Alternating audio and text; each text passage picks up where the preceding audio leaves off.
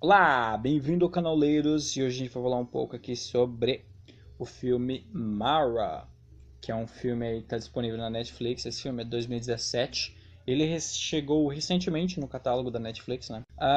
Então eu vou dividir esse vídeo em duas partes. A primeira parte eu vou falar de aspectos mais gerais do filme, sem dar spoiler, sem me concentrar na trama especificamente. E na segunda parte eu vou fazer justamente isso. Eu vou falar spoilers, vou contar de aspectos do roteiro mesmo. Então, se você quiser saber se o filme é bom ou não, se vale a pena ou não, sem tomar spoiler, você assiste a primeira parte. Quando eu começar a dar spoiler, aí eu aviso e você pode sair do vídeo. Bom, começar aí o que eu achei do filme sem spoiler. Eu acho que esse filme é um ponto comum. É simplesmente isso, cara. Tipo, a gente tem tanto filme hoje em dia, a gente tem tanta coisa para assistir, que você se pergunta quando vai assistir um filme: o que você tem de diferente, cara? Tipo, o que você vai trazer de novo? A gente tem tanta coisa aí. O que você consegue me mostrar que ninguém mostrou até hoje? E a resposta para esse filme é nada. Ele não tem nada. Inclusive a história dele é meio batida, porque, ó, cara, tem vários filmes sobre esse negócio de paralisia do sono. Eu lembro que eu assisti um há um tempo atrás, também era ruim, não era muito bom. Eu lembro que era sobre uma doutora, no caso, uma doutora que estudava sono, e daí ela se envolvia com uma família que tinha um problema lá de insônia, e daí também tinha essa questão do demônio e tal. E é basicamente essa mesma coisa, né? Esse filme, ele tem uma premissa que é boa, que eu acho interessante, e que é bacana, tipo, 40% das pessoas no mundo tem paralisia do sono, e boa parte delas falam que veem a mesma criatura e tal. É uma premissa bacana, que está um pouco conectada com o mundo real, e também que é o tipo de filme que, se ele fosse bem feito, você iria dormir tipo, caraca, mano, isso acontece mesmo. Tem gente que tem paralisia do sono, e se eu tiver hoje, sabe? Eu acho que, se ele bem empregado, ele poderia realmente assustar o espectador, mas não é o que acontece nesse filme. Infelizmente, né? Então, sobre as atuações, ah, são boas, não tem nada muito ruim, mas tem muitas coisas que eu considero muito comum desse tipo de gênero. Por exemplo, quando a pessoa está falando sobre o monstro, ela fica: "Oh my God, this monster comes to me and was so scared." Sabe? Sabe aquele tipo de atuação? Quando o cara tá falando sobre um monstro, e daí ele tá falando sobre um monstro, e daí ele não consegue falar. A pessoa fala com uma voz uma voz em forma de sussurro, ela vai sussurrando, e aquela voz chorosa, e quase a ponto de chorar, e tá cagando de medo.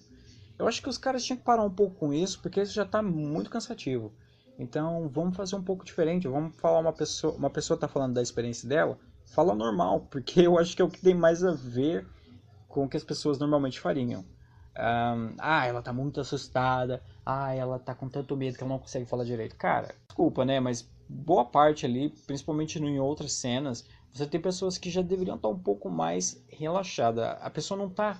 Não é um momento logo após o trauma. Se é um momento logo após o trauma, a pessoa ainda está em estado de choque, mas depois que a coisa se assenta, que a coisa se acalma, você tem como falar mais normalmente, né? Então eu acho que tinha que mudar um pouco isso. Mas isso é meio comum de todo filme terror, então não é tão um ponto negativo assim. Eu acho que é uma coisa que deveria ser feita diferente, só isso. Para sair do ponto comum, beleza? Só para deixar um adendo, que isso é uma coisa que realmente me incomoda muito nos filmes americanos, que é aquele momento que pede uma dramaticidade maior e as pessoas começam a falar sussurrando, cara. Eu realmente não entendo isso. Qualquer filme, procura um filme em que o cara tá falando uma coisa triste, ou que tem uma dramaticidade, tem uma carga dramática, a pessoa vai falar assim: "Yeah, it happened like this. I was with my daughter, and just from nowhere this guy appears and oh my God, it was so weird." Como é que as pessoas primeiro ouvem? Eu não conseguiria ouvir. Se eu tivesse uma situação dessa e o cara começasse a falar soletrando, vamos colocar aqui em português, e foi desse jeito, foi a coisa mais terrível do mundo. O quê? Cara, não entendi. Fala alto, eu não tô te ouvindo. É isso que eu diria. Não tem como a pessoa ouvir alguém falando dessa forma, cara. Então isso me irrita muito em filmes americanos. E nos filmes americanos, eles precisam parar com isso. Fotografia, não sei. Eu não sou esses caras que ficam: "Uau, cara, olha aquela paleta de cores ali que eles usaram, que reflete a personalidade do personagem." Eu não faço ideia disso, não, mas eu acho bonito as filmagens. Tem uma filmagem, sei lá, comum que eu vejo em qualquer filme, e é bonita, não é feia, não. De modo geral, a criatura que aparece no filme também, é que não mostra tanto, mas é uma criatura legal, não é tão estranha, não é tipo cringe, né? Não é vergonha ali. É uma criatura que dá medo, cara. Tem que dar medo. Então, assim, de modo geral, se você quer ou não assistir esse filme, vale a pena ou não assistir? Cara, eu acho que tem coisa melhor pra ver, sinceramente. Eu acho que não é um filme horrível, só que também não é um filme tão bom, sabe? Lembra que eu disse que eu assisti um filme com essa mesma temática? Esse filme que eu assisti na Netflix, o Mara, ele é melhor que o que eu assisti há muito tempo atrás. Só que não é tão difícil, porque o que eu assisti era bem, bem ruim mesmo, sabe? Cara, sério mesmo, tem coisa melhor para ver. Dá para você procurar uma coisa diferente aí, uma coisa mais bacana e tal. Eu recomendaria para você assistir o Baby Sister, que é um filme de terror, só que é um terrir, tem aspectos engraçados com é tipo um filme de terror, mas ele é comédia, sabe? É um garoto que ele tá com a Baby Sister na casa dele e tal. E aí, assiste, cara. Não fica vendo resenha assim, com o cara falando sobre o filme, não. Assiste esse Baby Sister que tá na Netflix, que é muito bom. Pode assistir, é legal. Então, essa foi a parte sem spoilers, tá? Agora eu vou entrar nas partes com mais spoilers mesmo. Então, o filme começa com a moça que mata o marido dela, e daí vai uma psicóloga lá, que é a doutora Fuller, para investigar o caso, e daí ela começa a se envolver, né? E daí a gente descobre que a doutora Fuller tem um passado, que a mãe dela teve um problema com isso, que eu não sei se eu acho desnecessário ou não.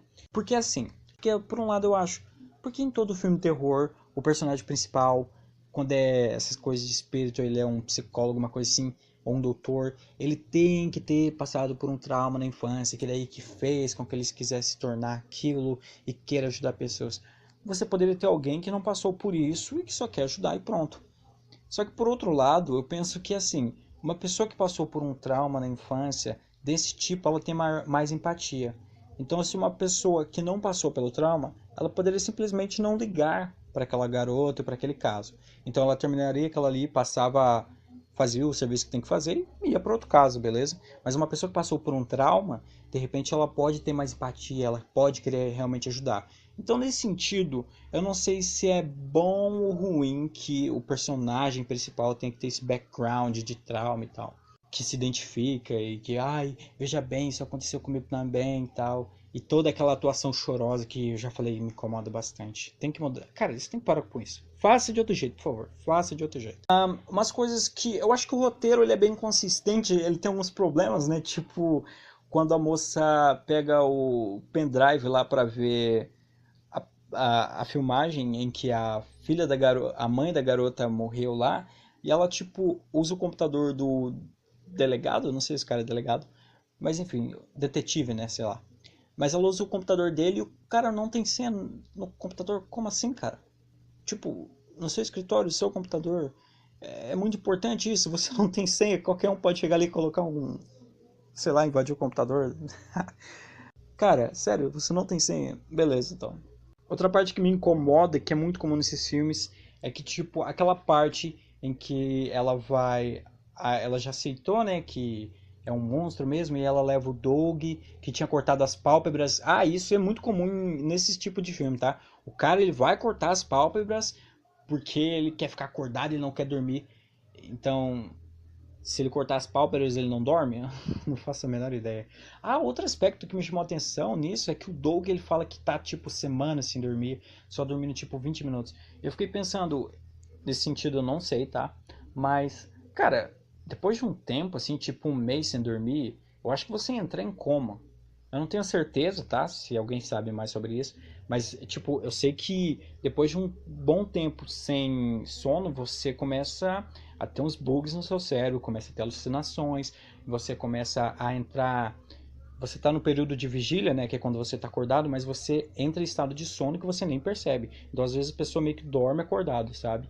E eu acho que em algum momento, tipo um mês, cara, você ia entrar em coma, alguma coisa assim, ia morrer de qualquer jeito. 20 minutos não é um tempo que dá pra você recuperar suas forças. Inclusive, se você dormir, tipo... eu tava vendo uma notícia que falava assim que se você, um adolescente saudável, dormir 4 horas por dia, durante uma semana, seu corpo começa já a ter alguns problemas e ele parece que depois de um tempo, se comporta como um corpo de um velho de 70 anos, sabe? Que ele fica com problemas para... A sua pressão arterial sobe, um monte de coisa, assim. Então, eu achei meio confuso, meio complicado que o Doug consiga, tipo, ficar um mês dormindo 20 minutos e tá top. Ele tá legal. Quer dizer, ele tá meio maluco, mas tá bem. Não tá tão ruim quanto deveria estar. Nisso, pesquisando sobre dormir também, eu vi que uns caras tinham quebrado um monte de recordes, né? O máximo que os caras conseguiu, tipo, era 11 dias sem dormir, 12 dias no máximo, assim, que eu vi na internet, né? Então, tipo, se você passar pra um mês mesmo, cara, você tá bem ferrado. Então esse é um outro aspecto que me incomodou, tá? Tipo, o Doug está há tanto tempo sem dormir e tá meio que relativamente bem. Mas aí ele morre, né, no final, e esse é o aspecto que eu tava querendo falar que me incomodou também, que quando ele tá sendo observado pelos cientistas lá, tem aquela parte que é muito cômoda, e também tem no outro filme que eu vi. Esse filme, parece que o cara que fez ele assistiu eu vou ter que achar o pôster desse filme e vou colocar no vídeo pra você ver.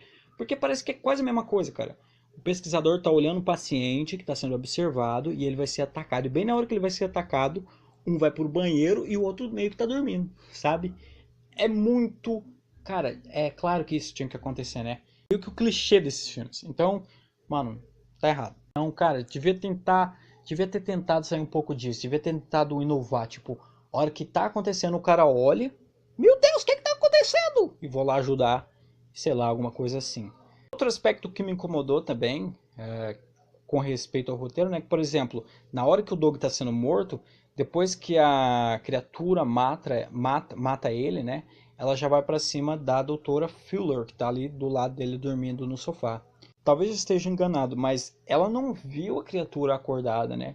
Porque tem os estágios. Tipo, você vê ela em sono, aí depois é marcado, depois você tem que ver ela acordado, aí depois disso ela, sei lá, sobe em você. Não, ó, eu não lembro os estágios, mas eu lembro que ela tinha que ver a criatura acordada e depois que ela ia ser morta, mas parece que a criatura pulou.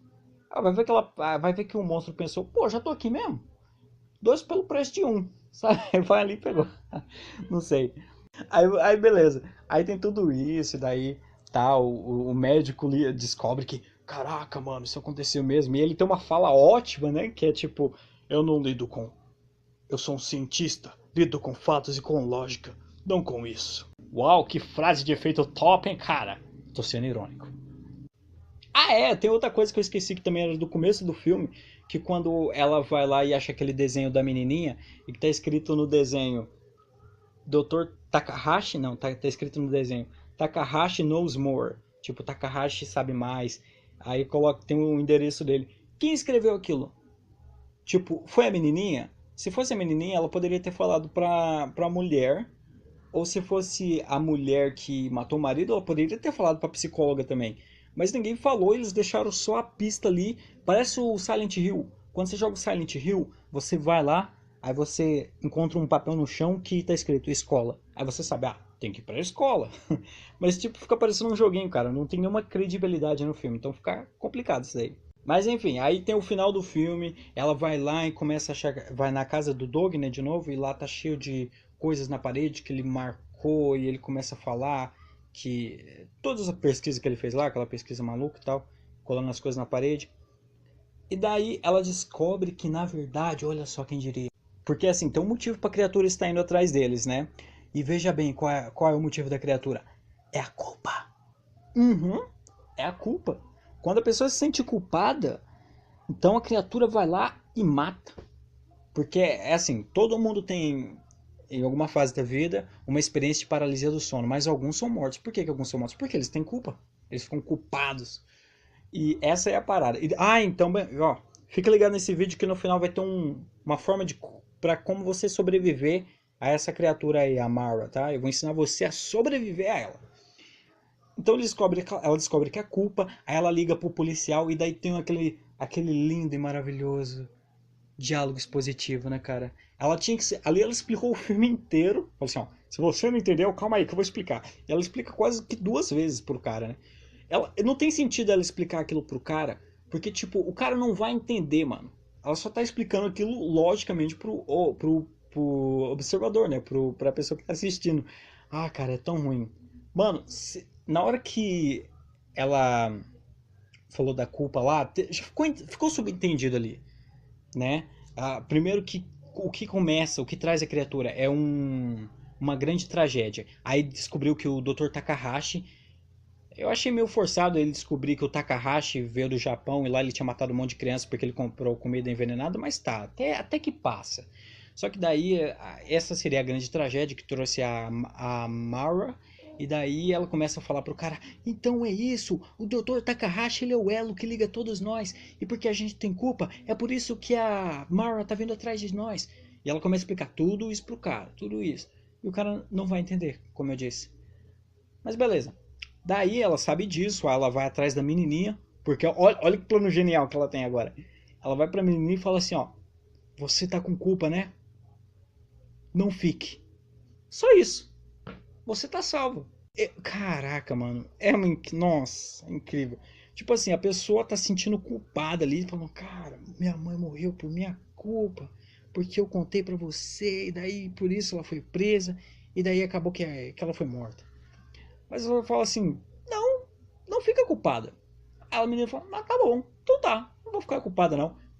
É igual aquele negócio do Lucas Inutilismo, assim, que ele fala assim, você tem depressão, fique feliz. Depressão cai pra 0%, sabe? Mano, não faz o menor sentido. No menor sentido.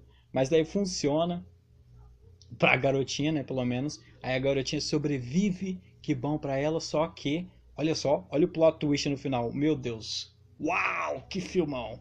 No final, aparece a criatura e mais diálogo expositivo, né? Que a mãe aparece, não tem sentido pra isso também.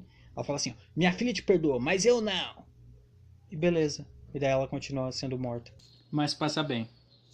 Mas enfim, eu disse que ia ensinar a salvar as pessoas, né? Cara, o meu método funciona muito melhor do que esse negócio de tipo. do que esse tipo de método que ela. Do sente culpa não. Porque isso não funciona, né? É tipo chegar pra um cara que tem depressão. Cara, você tem depressão? Tenho depressão, cara. Não fique com depressão. Pronto, acabou a depressão. É ridículo assim a solução do filme. Mas o meu método ele é muito melhor. Ela só precisava ser hipnotizada. Ah, não, para, sério. Hipnose nem funciona, cara. Cara, hipnose é um negócio meio científico, sabe? É um negócio que tem um fundamento ali, tem um fundamento, tá? Tem um fundamentinho lá, pá. Eu vi um podcast do Pyong Lee. Na verdade, eu ouvi, né? Porque podcast não se vê, se ouve. Que ele fala com lá o podcast do Não Ovo, tá? Ele fala com o Cid, tem um Luigi, parece, também no podcast. É bem legal. Eu talvez deixe na descrição, mas se eu não deixar, escreve aí. Pyong Lee dorme, é uma coisa assim. Escreve Pyong Lee não ovo, tá? Não ovo mesmo, não ovo. Você vai ouvir o podcast que ele fala lá. E ele fala que com hipnose você consegue ajudar muitas pessoas, inclusive questão de depressão, né? Ele falava que com uma sessão você consegue melhorar as pessoas, até aspectos como a gagueira, por exemplo. Ele fala que a questão da gagueira é que a pessoa é reprimida de falar, né? Tipo, quando a criança tá chorando e ela vai falar alguma coisa, o pai fala, engole o choro. Aí a criança, sabe? Ela segura aquilo e não só essa vez, mas muitas vezes seguintes acontece esse negócio de, tipo, reprimir alguma coisa que ela ia falar e acontece que a criança tem meio que um impedimento para falar e isso resulta na gagueira, né? Aparentemente, foi o que ele explicou. E aí ele fala que com a hipnose você consegue voltar, fazer uma regressão assim, e ele fala que são conceitos científicos, tá? Eu não conheço tão bem, mas talvez você possa pesquisar e ouvir o áudio lá e você vai ver ele falando. Ele fala que a pessoa consegue voltar até o momento em que o primeiro evento aconteceu, ela consegue perceber, agora adulta, né, que aquilo não é grande coisa, então ela consegue se livrar da culpa ou se livrar do medo e aí ela consegue não ser gaga mais ou ficar melhor em questão de depressão e tal. Então, se a gente está falando principalmente de culpa aqui, se você menina fosse hipnotizada, ela não se sentiria culpada por ter falado com a psicóloga não se sentiria culpada por ter causado o problema da mulher lá. E parece que, eu não entendi, isso é meio confuso também, agora que eu pensei, porque tipo, o que valida se a pessoa tá ou não com o problema É a pessoa perdoar ou a pessoa não se sentir mal? Pelo que eu entendi, é a pessoa não se sentir mal, né? A pessoa não estar culpada. Ainda que ela tenha feito algo de errado, ela não precisa de um perdão em si, né?